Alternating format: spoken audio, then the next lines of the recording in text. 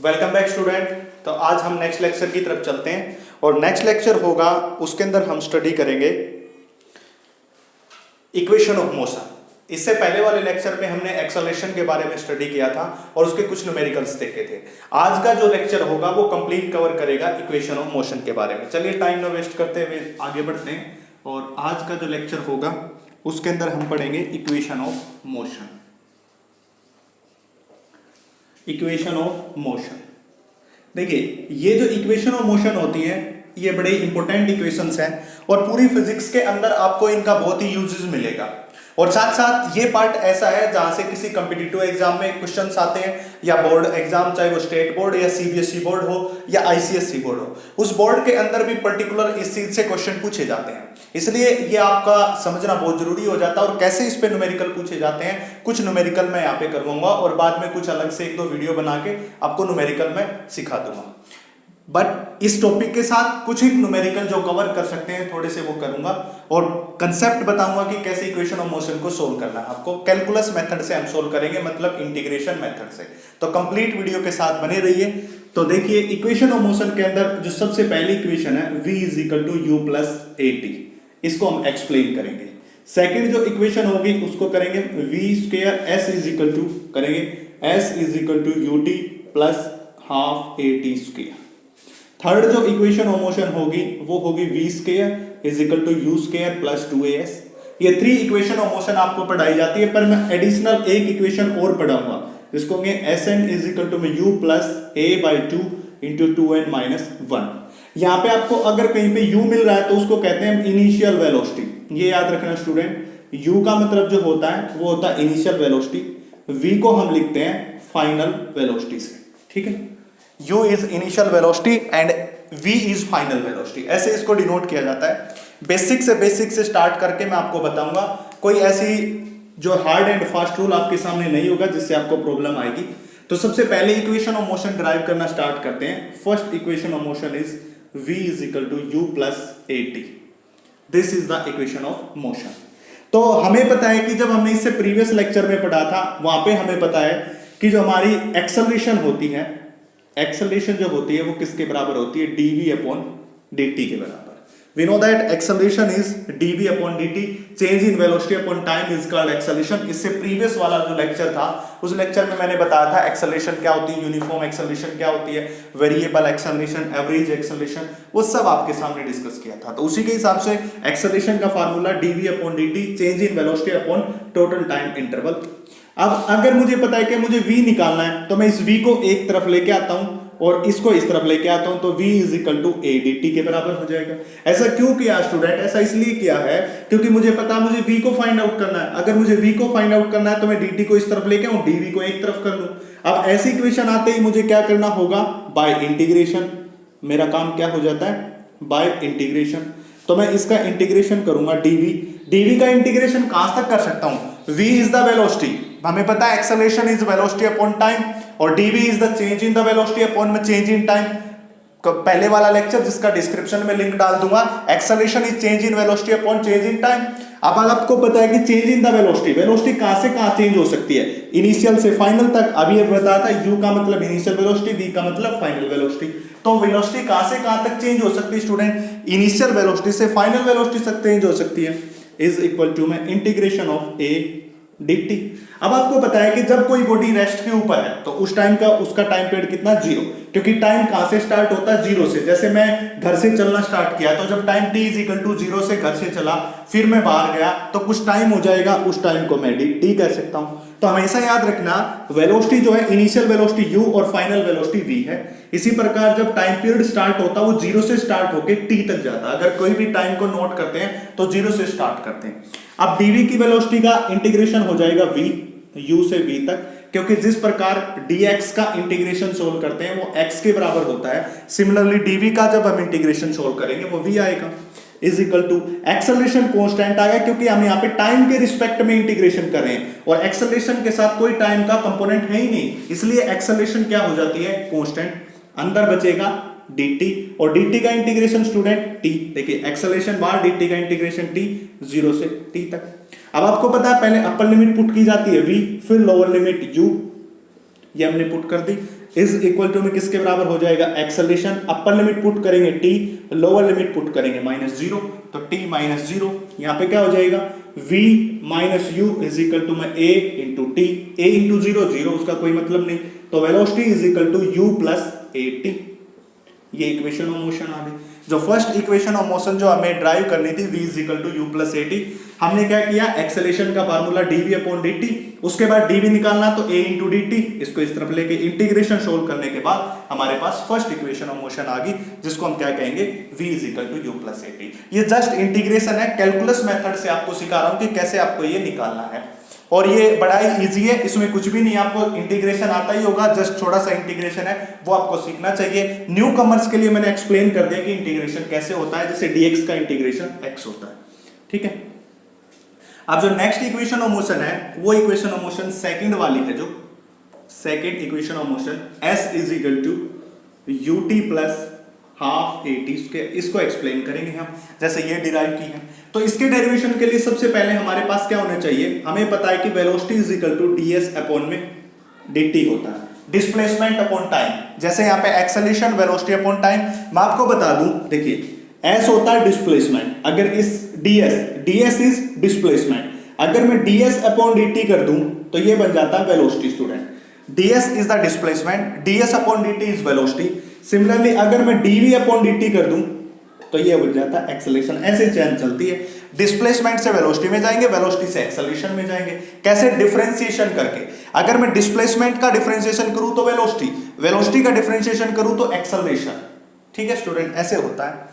तो अगर मुझे अब चाहिए डिस्प्लेसमेंट, क्योंकि s की वैल्यू चाहिए, तो मैं क्या करूंगा, ds इज v dt, जैसे मैंने यहाँ पे dv की वैल्यू चाहिए थी तो ये कर दिया। अभी मैंने निकाला कि v is equal to u plus a t के बराबर होता है, ये इक्वेशन ऑफ मोशन सोल्व की है, तो इसका मैं यूज यहाँ पे करूं तो हो जाएगा क्या, ds इज इक्वल टू में u plus a T into D t के बराबर।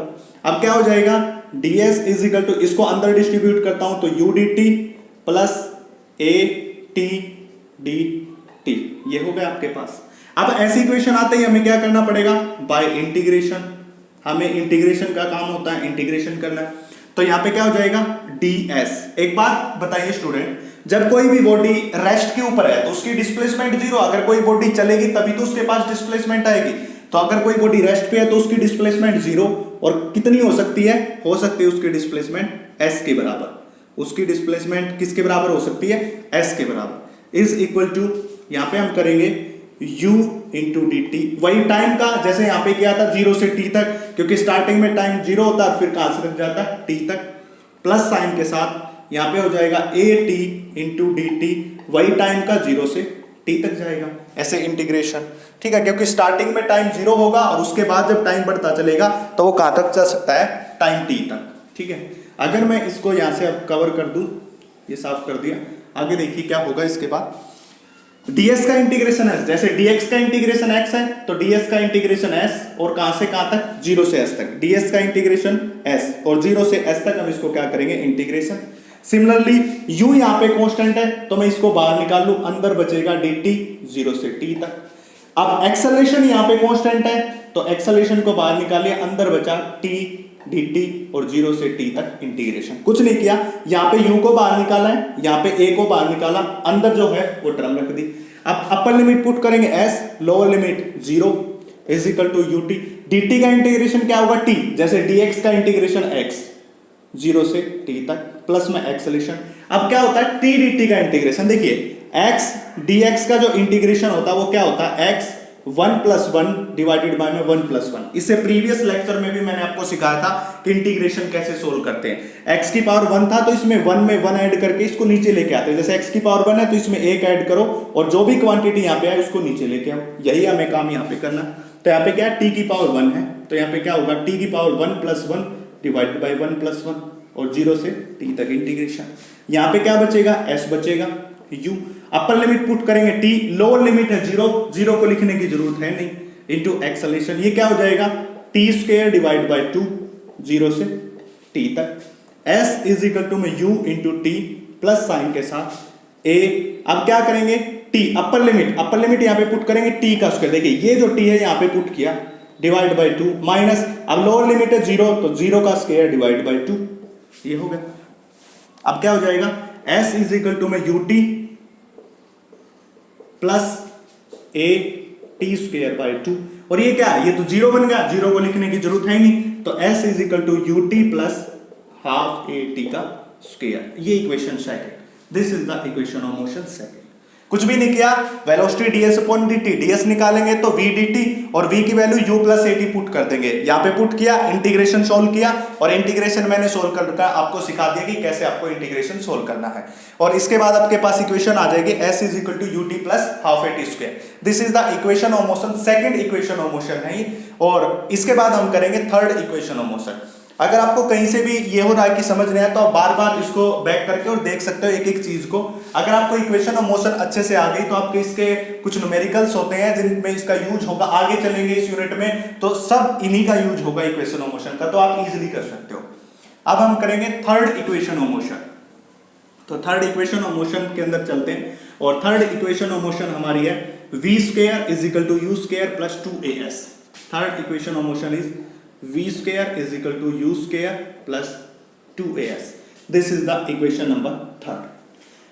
Now we know that acceleration is equal to dv upon dt. We all well know that acceleration, the formula acceleration, change in the velocity upon change in the time, is called acceleration. And now we have to find out v. Now we have to find out v. So we get dv is equal to a dt. This is a dt. Or more correct, we can write this acceleration is equal to dv upon ds और ds upon dt. Way multiply and divide, हमने इसको divide कर दिया और multiply कर दिया किससे, ds से। देखिए ds से तो मल्टीप्लाई, ds से डिवाइड, तो कोई फर्क नहीं हुआ।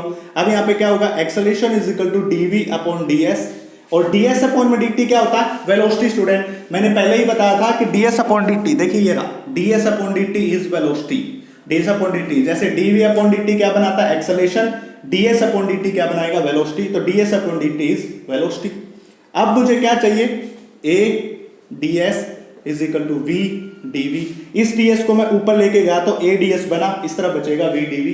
अब उसी प्रकार मुझे क्या करना है, bye integration, bye integration, integration इसका करना पड़ेगा, इंटीग्रेशन कर दीजिए, v dv का इंटीग्रेशन कहां से कहां तक, u से v तक। पहले ही बताया था u initial velocity, v final velocity. कोई भी बॉडी चाहे वो जीरो से स्टार्ट हो, चाहे वो रेस्ट के ऊपर हो, तो हम लिख लेंगे u is equal to zero, but हमारे पास इनिशियल वेलोसिटी को रखेंगे हम u और फाइनल वेलोसिटी को हम रखेंगे v। जब भी वेलोसिटी का इंटीग्रेशन करो तो इनिशियल u से फाइनल v तक करेंगे, क्योंकि हमारे पास वेलोसिटी कुछ भी जीरो भी हो सकती है, 10 किलोमीटर पर आवर भी, 20 किलोमीटर पर आवर भी, जब हमने स्टार्टिंग पॉइंट लिया है। बट जो टाइम होता है जहां से हम स्टार्ट कर रहे हैं वो हमेशा जीरो से ही स्टार्ट होता है, बट वेलोसिटी जरूरी नहीं है, वो रेस्ट से भी स्टार्ट हो सकती है, इनिशियली कोई स्पीड भी हो सकती है, इसलिए हम इसका इंटीग्रेशन u से v तक करते हैं। ठीक है, इज इक्वल टू, अंदर क्या बचेगा, a ds, और इंटीग्रेशन करेंगे 0 से s तक। ठीक है स्टूडेंट, अब क्या होगा इसका इंटीग्रेशन, देखिए अभी अभी मैंने बताया था आपको t dt का इंटीग्रेशन करना सिखाया था, वहां पे क्या किया था, t 1 plus 1 divide by 1 plus 1। इसी से प्रीवियस वाले जब हमने second equation of motion derive की तो वहां पे आपको सिखाया था t dt का इंटीग्रेशन करना। तो सिमिलरली हम किसका करेंगे, v dv का इंटीग्रेशन, तो क्या हो जाएगा, v 1 plus 1 divided by 1 plus 1। ऐसे ही करना सिखाया था आपको, थोड़ा मैं इसको इस साइड कर लेता हूं। देखिए v 1 plus 1 divided by 1 plus 1, जैसे हमने t dt का किया, v dv का, v का पावर कितना 1 है, तो 1 प्लस 1 डिवाइड बाई 1 प्लस 1, कहां से कहां तक करना है, इनिशियल u से लेके फाइनल v तक। अब उधर क्या है, एक्सेलरेशन क्या है, कांस्टेंट। क्यों, क्योंकि एक्सेलरेशन का और डिस्प्लेसमेंट का कोई रिलेशन यहाँ पे है नहीं, यानी कि डिस्प्लेसमेंट का कोई भी फैक्टर इस एक्सेलरेशन में नहीं है, इसलिए एक्सेलरेशन 0। और ds बचा अंदर, ds का इंटीग्रेशन s, कैसे, जैसे कि dx का इंटीग्रेशन कितना होता है x, वैसे ही ds का इंटीग्रेशन s, और 0 से s तक। यहाँ पे क्या बनेगा, यहाँ पे बनेगा v square divide by 2, 1 plus 1 2, 1 plus 1 2, u से v तक, a upper limit s, lower limit 0। Next क्या हो जाएगा, पहले अपर लिमिट पुट करते हैं तो v स्क्वायर बाई 2, देखिए इस v की वैल्यू यहाँ पे पुट की तो v स्क्वायर बाई 2। अब लोअर लिमिट कौन है, u, minus lower limit u square, इसकी जगह रखना हमने, इस v की जगह पहले एक बार अपर लिमिट, इस v की जगह एक बार लोअर लिमिट, तो u square by 2 is equal to a into s। यहाँ पे क्या आएगा, 2 एलसीएम आ गया, तो v square minus u square as divide by 2। इस 2 को इस तरफ लेके जाता हूं तो v square minus u square is equal to 2as, ये आ गया हमारे पास। This is the equation of motion, v square is equal to you square plus 2s, ये रहा। इसी इक्वेशन को, इस u को उस तरफ लेके जाऊंगा तो v square is equal to you square plus 2s, similar equation बन गई, ये रही। यहां तक भी आप कर सकते हो, यहां तक भी कर सकते हो। तो this is the equation number third. पहली इक्वेशन थी v is equal to u plus a t, second equation is s is equal to ut plus half a t square, third equation is v square is equal to you square plus 2s। ये third equation हमने derive कर दी। कुछ भी नहीं किया है, just simple हमें integration करना है। अगर आपको ये इक्वेशन ऑफ मोशन अच्छे से आ गई तो आपका इंटीग्रेशन का कंसेप्ट भी थोड़ा सा अच्छा हो जाएगा, जिससे आपके इंटीग्रेशन के टाइप के जो भी न्यूमेरिकल आएंगे उनके बेस के ऊपर वो आप इजीली कर सकते हो। तो this is the equation number third. अब हम करेंगे इक्वेशन नंबर फोर। तो अगर आपको ये उतारना है तो सब पोज करके आप उतार सकते हो। और ये सारे कौन से मेथड है? By the calculus method. Integration के द्वारा उसी को मेथड को कैलकुलेशन कहते हैं। कैलकुलस मेथड के द्वारा हम क्या करें? इक्वेशन ऑफ मोशन को डिराइव कर रहे हैं। तो Sn is equal to u plus a divide by 2 into 2n minus 1। This is the fourth equation of motion. ये काम आएगी किसी पर्टिकुलर टाइम। अगर कोई आपको कहते हैं find out the displacement in third second, तो इस इक्वेशन ऑफ मोशन का यूज कर सकते हो। इसलिए हमने ये थर्ड इक्वेशन ऑफ मोशन का यूज किया, क्योंकि अगर आपको ये इक्वेशन ऑफ मोशन में ना कराऊं और फिर आपको थर्ड सेकंड में डिस्प्लेसमेंट पूछे, कोई बोले कि मान लिया जाए 1 से स्टार्ट होके ये 2 सेकंड, ये थर्ड सेकंड, ये फर्स्ट सेकंड, अगर आपको बोले find out the displacement in third, ये फाइंड आउट करनी है, तो आपको क्या करना पड़ेगा? ये इक्वेशन ऑफ मोशन लगाओगे। पहले तो 2 सेकंड के लिए निकालोगे s is equal to ut plus half a t square, फिर 3 सेकंड के लिए निकालोगे, फिर जो आपका 3 सेकंड का आया, मतलब यहां से यहां तक आया, उसमें से ये माइनस करोगे, फिर ये आएगा। अगर आपके पास ये इक्वेशन ऑफ मोशन होगी तो डायरेक्ट आप 3 इस फॉर्मूले में रखेंगे, n का यहाँ पे टाइम, n मतलब यहाँ पे टाइम है, डायरेक्ट 3 रखोगे और एक ही इक्वेशन से आपको डायरेक्ट आंसर मिल जाएगा। इसलिए हम ये फोर्थ इक्वेशन ऑफ मोशन आपको करवा रहे हैं। तो इसमें क्या हो जाएगा? देखिए, फोर्थ जो इक्वेशन ऑफ मोशन है, इसमें क्या है हमारे पास? Velocity is equal to ds upon में dt। पहले ही बताया था डिस्प्लेसमेंट अपॉन में time is called velocity. This is ds upon dt is equal to v, यहीं पे बता दिया था। अगर मुझे ds निकालना, क्योंकि मुझे यही निकालना, is equal to v dt, और v की वैल्यू क्या होती है? u plus A T. This is the v, u plus A T. तो put here ds is equal to में u plus A T into dt। इसको मैं अंदर लेके जाऊंगा तो ds इज इक्वल टू में u इंटू dt, इसका इसके साथ मल्टीप्लीकेशन, इसका इसके साथ, at इंटू dt, ये हो गया। अब मुझे क्या करना है? इसका इंटीग्रेशन करना, बाय इंटीग्रेशन, वही बाय इंटीग्रेशन, बाय इंटीग्रेशन। तो मैं क्या करूंगा? ds का इंटीग्रेशन कहां से कहां तक है? अभी भी बताया था, डिस्प्लेसमेंट बॉडी की 0 से स्टार्ट होके Sn, अब की बात s का आता था कि कोई Sn किसी पर्टिकुलर टाइम के ऊपर है। n यहाँ पे क्या है? जो हमने अभी तक t लिया है उसका काम कौन कर रहा है? n काम कर रहा है। जो हमने पहली इक्वेशन में t रखा नहीं है, t, इसका काम अब n कर रहा है यहाँ पे, इसलिए हमने यहाँ पे n लिया है। तो 0 से लेके Sn ds का इज इक्वल टू में u इंटू dt। dt क्या हो जाएगा? n minus 1 into n plus at dt n minus 1 से n। अभी अभी बताया t का काम यहाँ पे n कर रहा है। अब कहोगे कि सर पहले तो जब हम t का इंटीग्रेशन करते थे तो 0 से t तक करते थे, 0 से t तक करते थे, अब की बात तो आपने n माइनस 1 से स्टार्ट कर दिया। इसका भी रीजन मैं बताता हूं। मान लिया जाए कोई बॉडी फर्स्ट सेकंड, ये सेकंड सेकंड, ये थर्ड सेकंड तक चले। अब मुझे क्या करना है? थर्ड सेकंड में फाइंड आउट करना है व्हाट इज द डिस्प्लेसमेंट और distance in the third second. इस सेकंड में कितनी, ये फाइंड आउट करनी है। तो ये कैसे फाइंड आउट करेंगे? हम ये ऐसे फाइंड आउट करेंगे, थर्ड सेकंड के लिए निकालेंगे, 2 सेकंड के लिए निकालेंगे, इसमें से माइनस करेंगे। तो थर्ड सेकंड को अगर मैं n लिखूं तो सेकंड सेकंड को मैं क्या लिखूंगा? n माइनस 1, इस 3 में से एक माइनस। अगर मैं इसको n लिख रहा हूं तो इस 2 को क्या लिखूंगा? n minus 1। इसलिए मैंने n माइनस 1 से n तक ये इंटीग्रेशन सोल्व किया। अब जस्ट आपको इंटीग्रेशन सोल्व करना है। ds का इंटीग्रेशन, अब तो आप एक्सपर्ट हो गए। ds का इंटीग्रेशन क्या हो जाएगा? s, और कहां से कहां तक? s से sn तक हो जाएगा। ठीक है। सिमिलरली इज इक्वल टू में u, आपको पता है कांस्टेंट है, क्योंकि t का कोई कंपोनेंट नहीं है, इसलिए यहां पे u कांस्टेंट है। हर बार लेते dt का इंटीग्रेशन t, और कहां से कहां तक? n माइनस 1 से n तक, प्लस में एक्सेलरेशन आपके पास कांस्टेंट है, इंटीग्रेशन में बचेगा t dt n माइनस 1 से n तक। ठीक है। अब अपर लिमिट पुट करेंगे s1, लोअर लिमिट पुट करेंगे 0। इसकी जगह एक बार s1 एक बार 0, एक बार sn किया तो sn, 0 किया तो 0। नेक्स्ट हो जाएगा u, अपर लिमिट पुट करेंगे n, lower limit minus n minus 1। ठीक है। अपर लिमिट t की जगह, देखिए इस t की जगह अपर लिमिट है n, लोअर लिमिट क्या है? माइनस का n माइनस 1, वही रख दिया। प्लस में क्या हो जाएगा एक्सेलरेशन, ये रहा। अभी अभी बताया था t की पावर 1, तो t की पावर 1 प्लस 1 और 1 प्लस 1 कहां से कहां तक, n माइनस 1 से n तक। अब देखिए S N is equal to u into N, ये माइनस अंदर डिस्ट्रीब्यूट होगा तो माइनस का n और प्लस का 1। देखिए ये माइनस का था, अंदर जाएगा तो n है वो माइनस का हो गया, और माइनस 1 था वो प्लस का 1 हो गया। इज इक्वल टू एक्सेलरेशन क्या होगा, T square divide by 2 n minus 1 से n तक। देखिए t 1 प्लस 1 2 और 1 प्लस 1 ये हो गया। अब S N is equal to में u, इस n से n कैंसिल और यहाँ पे क्या बचेगा 1 बचेगा, u इंटू 1 ये वाला, क्योंकि ये तो इससे कैंसिल हो गया। प्लस अपर लिमिट पुट कीजिए, अपर लिमिट आपके पास क्या है n square divide by 2, t की जगह upper limit n square divide by 2 n square. अब माइनस साइन के साथ लोअर लिमिट n माइनस 1 इसका स्क्वायर डिवाइड बाई 2, ठीक है। 2 यहां पे भी है, यहां पे भी, दोनों जगह से एलसीएम ले लीजिए। S N is equal to u 1/2 यहां से 1/2 यहां पे, तो क्या बचेगा n square minus n minus 1 a minus b का स्क्वायर, n का square plus 1 minus 2n, a minus B square a square plus b square minus 2ab, तो a का मतलब n का स्क्वायर माइनस 1 का स्क्वायर प्लस 1 माइनस 2n के बराबर। अब देखिए क्या हो जाएगा, मैं आगे यहां पे लिख रहा हूं, ये साफ करके आपको पता ही चल गया।